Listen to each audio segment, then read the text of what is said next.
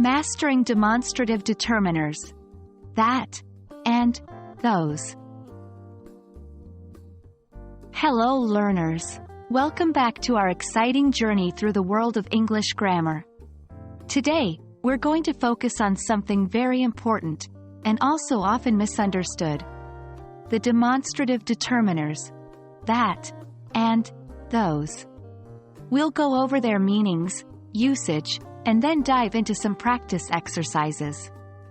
By the end of this video, you'll be able to use that and those correctly and confidently. So, what are that and those?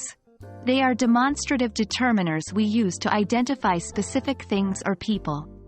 Remember, that is used for singular or uncountable nouns, and those is used for plural nouns.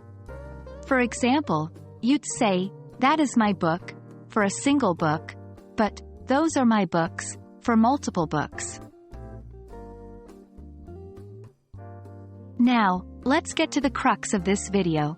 It's time to apply what we have learned in some practice exercises. I'll give you a sentence, and your task is to rewrite it using that or those correctly. 1. Original. Is this your cat? Rewrite. Is that your cat? 2. Original. These are your glasses. Rewrite. Are those your glasses? Remember, the idea is to shift the perspective from near, this, these, to far, that, those, while rewriting the sentences. Great job on the previous exercise. Now let's try some more challenging examples. 1. Original. This is my phone which I bought yesterday. Rewrite. That is my phone which I bought yesterday. 2. Original. These are the flowers I planted last week. Rewrite.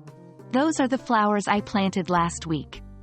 In each case, note how this and these are replaced with that and those to indicate objects or people that are more distant from the speaker. And that wraps up our lesson on demonstrative determiners, that and those. I hope you found the exercises helpful and are feeling more confident about your grammar skills. Remember, practice is key to mastering English. So, keep practicing and don't hesitate to revisit this video if you need a refresher. Until next time, happy learning!